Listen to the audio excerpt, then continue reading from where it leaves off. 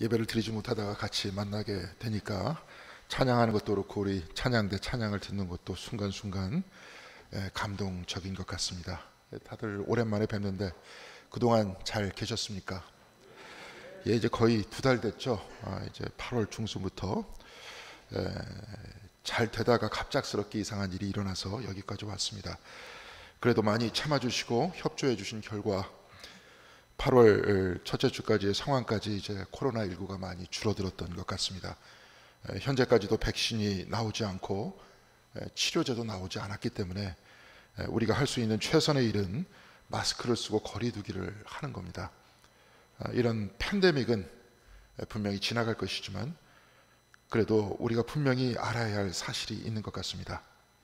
이 코로나19의 상황을 지내면서 오늘을 살고 있는 우리 모두는 서로 연결되어 있는 하나의 운명 공동체라는 겁니다. 코로나 바이러스는 내가 싫어하는 사람들만 걸리지 않습니다. 나와 생각이 같건 다르건 백인이건 황인이건 흑인이건 부자건 가난한 사람이건 코로나 바이러스는 모든 사람들에게 확산됩니다. 인종 간의 빈부에 따라 또한 서로 다르고 생각의 차이가 있으면 서로 다른 사람이라고 이렇게 우리가 생각했지만 사실 우리 모두는 다르지 않습니다. 코로나19는 우리 모두가 서로 다르지 않은 하나라는 사실을 알려주고 있습니다. 제가 영국에 있을 때 그 앞에 모캄이라는 바닷가의 한 상점에 걸린 대형 사진을 본 일이 있습니다. 흑백 사진이었는데요. 그 밑에 모캄 1910년 이렇게 쓰여져 있었습니다. 1910년에 영국은 세계에서 제일 잘 사는 나라였죠. 그래서 그런지 바닷가에 많은 사람들이 정장을 입고 즐거운 시간을 보내고 있는 그 모습이 보였습니다. 그런데 제가 그 그림을 보는 순간 그 사진 속에 있는 사람 중에 지금 살아있는 사람은 단 한 사람도 없다는 생각이 제 머리를 스쳤습니다. 1910년 그 어느 날 즐거운 시간을 보내고 있는 정장을 입은 사람들 중에 그 누구도 이제는 이 세상에 없습니다. 그래서 저는 그날 그 사진을 보고 한참 동안 자리를 뜨지 못했습니다. 그것이 충격이었던지 아직도 그 대형 사진의 모습이 선명하게 기억이 납니다. 그렇다면 지금 현재 이 자리에 있는 우리도 100년 후에 이곳에 남아있을 사람이 누가 있겠습니까? 무수한 사람들이 이 땅에 왔다 갔습니다. 또한 그 기나긴 지구의 역사 속에서 수많은 사람들이 만났다가 헤어졌습니다. 그렇다면 우리는 이 땅을 거쳐간 수많은 사람들 가운데 하나이고 또한 그 무수한 사람들 중 여기 모인 우리들과 가족들과 친구들을 만났습니다. 독일의 신비가인 마이스터 에카르트는 한 시대를 같이 사는 사람들은 서로 사랑해야 한다 이렇게 말했습니다. 우리들 서로는 하나님의 섭리 안에서 그 무수한 사람 중 선택되어서 이 시대, 이 사람들과 만난 것이기 때문에 그렇습니다. 하나님께서는 여기 이때 우리를 보내신 목적은 서로 사랑하라 하신 것 아니겠습니까? 결코 서로 다투고 경쟁하라 하시면서 이곳에 보내지 않으셨습니다. 우리는 이 섭리를 잊어왔지만 코로나19는 역설적으로 우리가 서로 연결되어 있고 같은 위협과 맞서 있는 연약한 인간들일 뿐이고 그래서 우리에게 필요한 것은 싸움이 아니라 협력이고 사랑이라는 것을 가르쳐주고 있는 겁니다. 우리는 본래 싸움과 경쟁을 좋아하지 않습니다. 그런데 그렇게 키워졌고 만들어졌습니다. 프랑스의 실존주의 철학자 보부아르는 여성은 여성으로 태어난 것이 아니라 여성으로 만들어졌다고 했습니다. 이 말이 현대 여성학의 시초였는데요. 그런데 사실 이 여성의 위치에 남성을 집어넣어도 마찬가지입니다. 또한 이 말을 한국으로 바꿔놓아도 마찬가지입니다. 우리는 한국인으로 태어난 것이 아니라 한국인으로 만들어졌습니다. 우리는 현대인으로 태어난 것이 아니라 현대인으로 만들어졌습니다. 한국인과 현대인을 생각해 보면 제 마음에 아마 여러분들도 마찬가지일 겁니다. 경쟁이라는 단어가 제일 먼저 떠오릅니다. 과거보다 더 잘 살게 된 것 같은데 경쟁과 불안은 점점 더 심각해집니다. 우리가 사회적 거리두기를 하기 훨씬 이전부터 이미 우리는 마음에서 서로에 대해서 거리두기를 해왔습니다. 그리고 경쟁했고 질투했고 다퉈왔습니다. 그런데 이것은 단지 우리만의 문제가 아니었습니다. 오늘 우리가 읽은 마태복음의 본문에서도 이런 것들을 찾아볼 수 있습니다. 오늘 본문 마태복음 25장 15절을 제가 먼저 읽어드리도록 하겠습니다.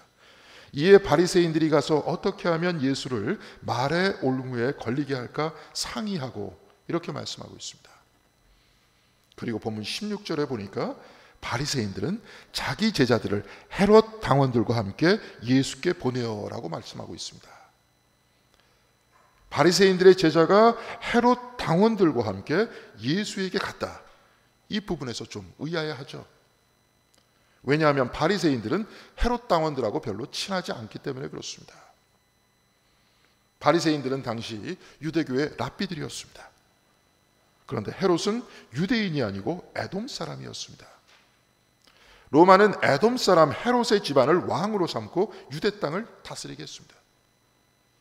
바리새인들은 랍비오 민족주의자들이니 에돔 사람이 유대의 왕이 되는 것을 받아들일 수가 없었죠.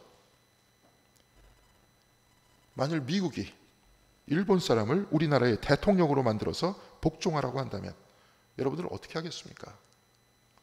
인정할 수 없겠죠. 바리새인과 헤롯 당원들은 이렇게 좋지 않은 관계에도 불구하고 그날 이들은 하나가 됐습니다.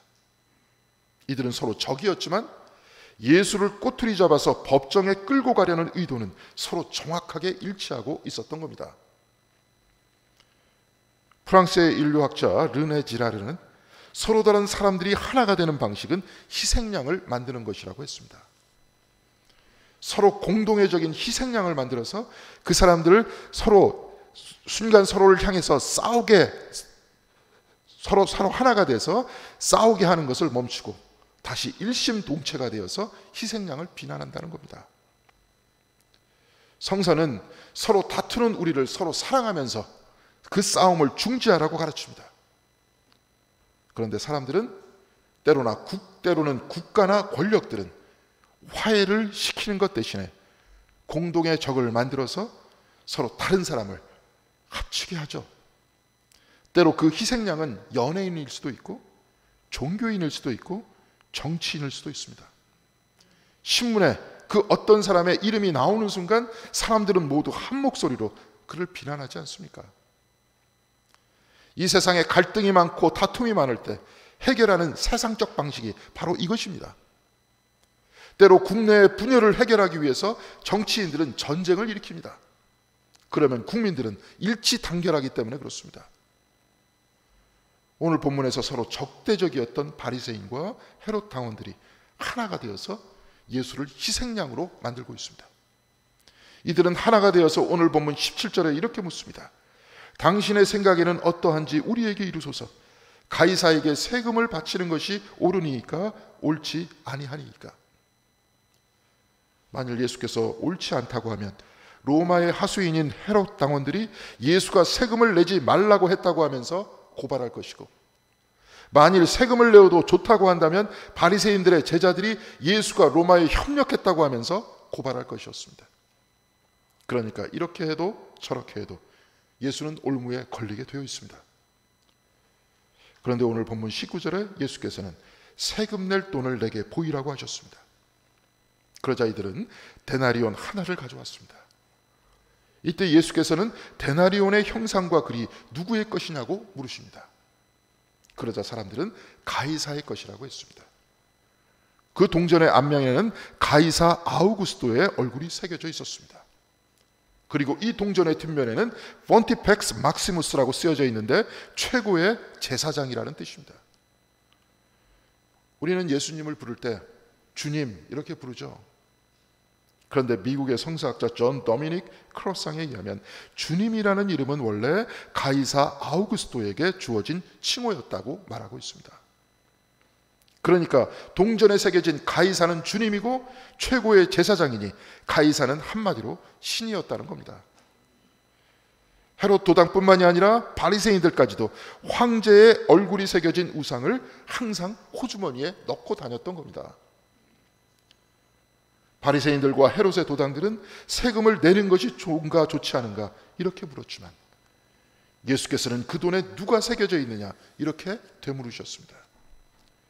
그 돈은 황제가 신이다 이렇게 찬양하고 있으니 이제 예수께서 역공을 하실 수 있었습니다. 아마 제가 그 자리에 있었다면 헤롯의 도당들과 바리새인들에게 이렇게 되받아 쳤을 겁니다. 황제를 신으로 찬양하는 이 우상을 가지고 다니는 것이 옳으냐 그르냐. 만일 옳다고 말한다면 이들은 10계명의 제1계명과 제2계명을 어기는 것입니다. 나 외에 다른 신을 두지 말라. 너를 위하여 우상을 만들지 말라. 만일 그러다고 한다면 로마의 돈을 인정하지 않는 것이니 로마에 대해 반역하는 것입니다. 역시 이들로 하여금 이러지도 못하고 저러지도 못하게 할 수 있었습니다.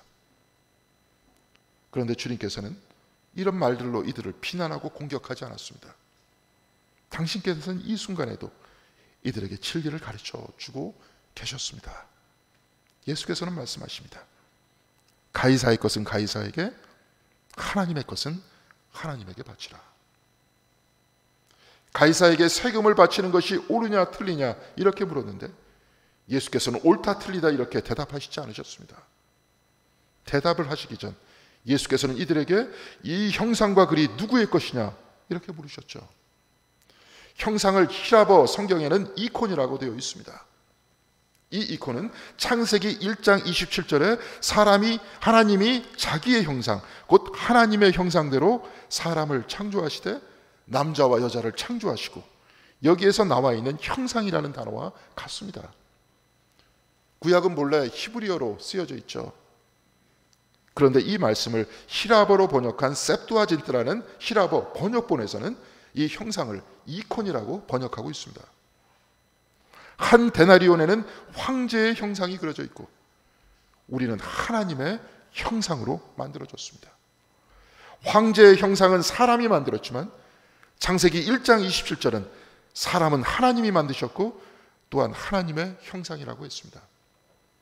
가이사의 것이란 사람의 형상을 부어 만든 돈이고 하나님의 것이란 하나님의 만드신 사람입니다. 바로 저와 여러분들입니다. 가이사의 것은 가이사에게, 하나님의 것은 하나님에게 바치라. 사람이 만든 것은 사람에게 바치고 하나님이 만드신 것은 하나님께 바치라. 돈은 가이사에게 내되 그에게 너희 자신을 빼앗기지 말라는 것 아니겠습니까?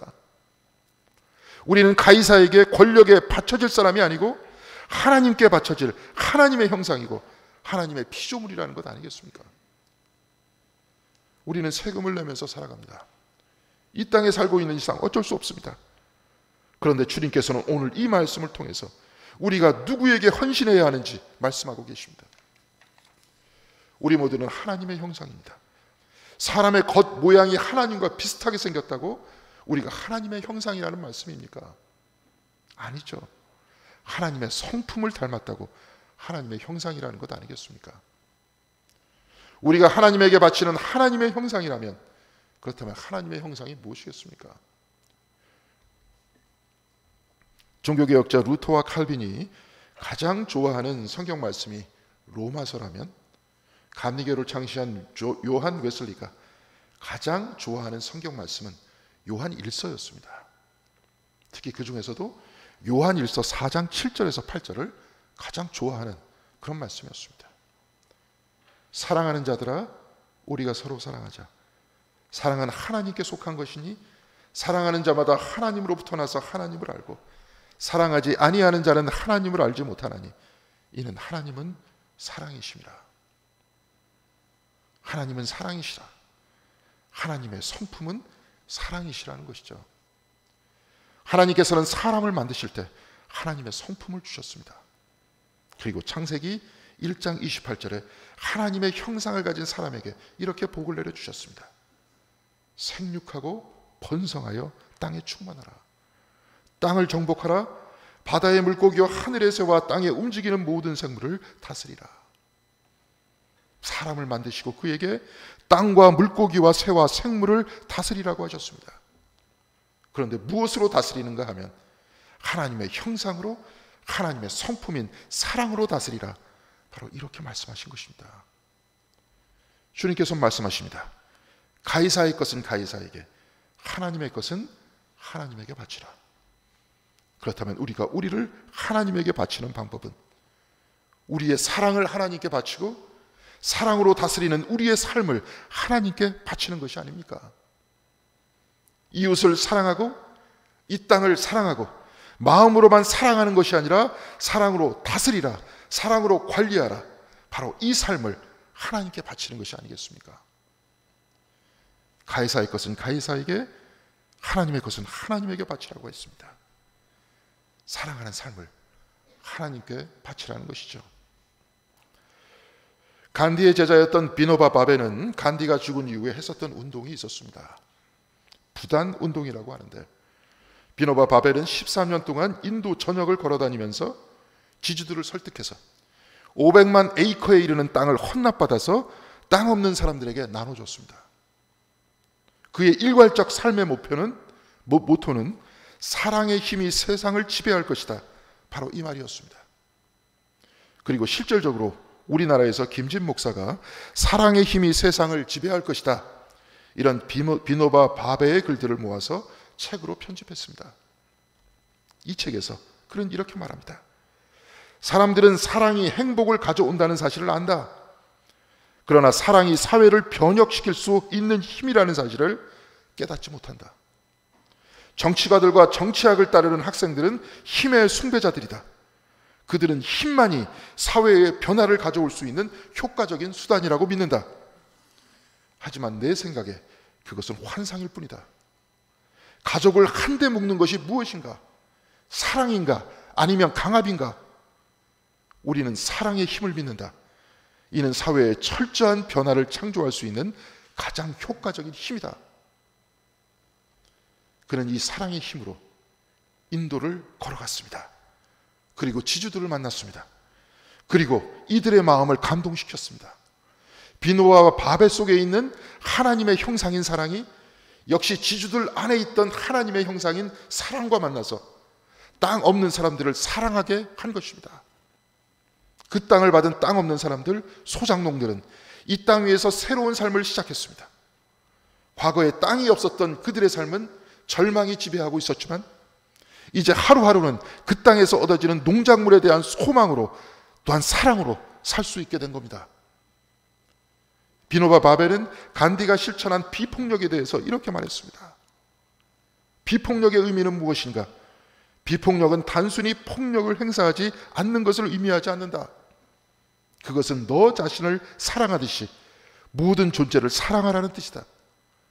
비폭력의 첫 번째 의미는 용기이며, 두 번째 의미는 사랑으로 협력하는 것이며, 세 번째 의미는 사랑으로 만들어가는 세상에 대한 믿음을 갖는 것이다. 비폭력은 단순히 외적인 행위에만 해당하지 않는다.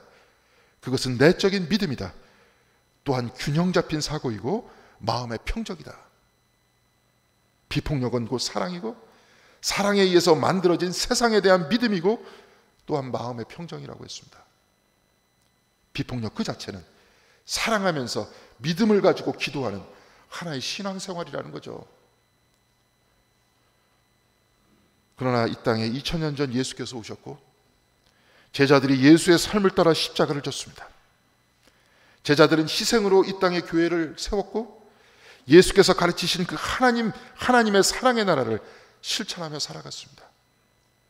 그로 인해 이 땅에는 비노와 바베와 같은 사람, 간디와 같은 사람, 프란체스코나 웨슬리 같은 사람, 슈바이처 같은 사람의 사랑으로 헌신하는 삶을 살아왔습니다. 그런데 이 땅은 여전히 싸움과 다툼과 투쟁으로 가득 차 있습니다. 그 이유는 무엇 때문에 그렇습니까? 그 이유는 가이사의 것은 가이사에게 주고 하나님의 것은 하나님께 바쳐야 하는데 그렇지 않기 때문에 그랬던 겁니다. 사람들은 자신의 하나님의 형상인 자기 자신을 하나님께 바치는 것이 아니라 가이사에게 바쳐왔습니다. 그래서 사람들은 물질의 가이사를 얻기 위해서 싸우고 투쟁했습니다. 권력의 가이사를 얻기 위해서 싸우고 사람들의 환심을 사려고 했습니다. 부끄럽지만 감리교회도 감독이 되기 위해서, 감독회장이 되기 위해서 세상과 똑같은 일을 저지르고 있습니다. 권력의 가이사, 물질과 돈의 가이사에게 자신의 몸과 마음을 다 바치고 있는 겁니다. 그렇지만 우리는 이들을 본받아서는 안 됩니다. 하나님의 것을 가이사에게 바치는 이런 어리석은 사람들을 바라보지 말고 하나님의 것을 하나님에게 바치는 사람들을 바라보고 또한 그들을 본받아야 합니다. 미국의 성서신학자인 도미닉 크로상은 하나님과 제국이라는 책에서 하나님의 나라는 임박했는가 현존하는가 이렇게 물으면서 예수가 선포하신 하나님 나라는 이미 지금 이곳에 와 있다고 말하고 있습니다. 그는 이 책에서 이렇게 말하고 있습니다. 이곳에 있는 하나님의 나라는 인간과 하나님이 이루어 나가는 협력적인 종말이다. 하나님 나라는 지금 시작되어 미래에 완성되는 상호작용인 것이다. 우리가 하나님을 기다리고 있는 것이 아니라 하나님이 우리를 기다리고 있다. 예수께서는 하나님 나라가 이미 시작됐고 하나님께서는 완성된 하나님의 나라에서 우리를 기다리신다고 했습니다. 가이사의 것은 가이사에게 바치되 하나님의 것은 하나님에게 바치는 그 삶 속에서 하나님의 나라는 이루어지는 겁니다. 비노바 바베가 지주들을 설득했을 때 이들의 마음이 감동하여 땅을 내주었듯이 우리 역시 하나님의 형상과 성품으로 살아가는 사람들을 볼 때 마음이 감동하죠. 예수 그리스도의 십자가 사랑과 제자들의 헌신은 우리를 감동시킵니다. 자신의 모든 것을 포기하고 아프리카에 가서 이들을 위한 삶을 바친 슈바이처의 삶과 이 땅에서 하나님 나라를 위해 자기 자신을 드러내지 않고 헌신했던 신앙인들과 이 신앙을 전하기 위해서 목숨을 내놨던 순교자들의 삶은 우리에게 감동을 줍니다. 이들은 내 안에 하나님의 형상, 곧 내 안에 하나님의 성품에 따라 움직이고 나 또한 사랑에 움직여서 이들의 삶을 본받도록 결단하게 합니다. 가이사로 향하는 삶을 떠나서 하나님께로 향하는 삶을 살아나가는 겁니다. 그래서 우리는 교회에 동참해 왔고 선교에 동참해 왔고 이웃사랑에 동참해 왔습니다. 하나님은 바로 이 사랑 가운데에서 우리를 기다리고 계신 겁니다. 사랑하는 성도 여러분, 코로나19가 아직 끝나지 않았습니다. 그리고 오늘 시작한 이 대면 예배가 또 어떻게 흔들릴까 염려되기도 합니다. 그러나 코로나19는 우리 모두가 서로 연결되어 있다는 것을 가르쳐주고 있습니다. 또한 오늘 말씀은 우리가 누구인지 또한 어떻게 살아야 하는지 말씀해주고 있습니다. 가이사의 것은 가이사에게, 하나님의 것은 하나님에게 바치라.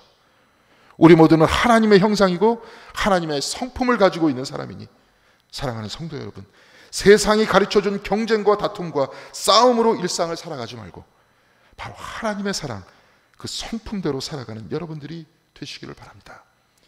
이제 교회가 다시 열렸습니다. 이제 이곳에서 사랑으로 말씀하시고 사랑으로 들으시고 사랑으로 행동하시고 사랑으로 우리 모두 하나의 비전을 가지고 사랑의 꿈을 꾸는 여러분들 한 분 한 분 아름다운 공동교회가 되기를 주님의 이름으로 간절히 기원드리겠습니다. 기도하시겠습니다. 사랑과 은혜의 하나님, 입술로 우리는 항상 하나님을 사랑이라고 말하고 있지만 우리는 우리가 하나님의 형상이요 하나님의 성품이고 또한 하나님의 사랑으로 만들어진 사람인들을 잊고 있었습니다. 주여, 오늘 말씀을 다시 읽고 가이사의 것은 가이사에게 바치되 하나님의 것은 곧 우리 자신은 하나님께로 바칠 수 있는 우리 모두가 될 수 있도록 인도하여 주시옵소서. 하나님께서 가르쳐 주신 하나님의 형상인 그 사랑으로 이웃을 사랑하고 공동체를 사랑하고 우리 모두를 사랑할 수 있는 우리 모두가 될 수 있도록 도와주시옵시고 이 공동교회에서 나오는 그 모든 말들이 사랑의 언어만이 될 수 있도록 주께서 인도하여 주시옵소서. 이 모든 말씀 우리 주 예수 그리스도의 이름으로 기도드렸습니다. 아멘.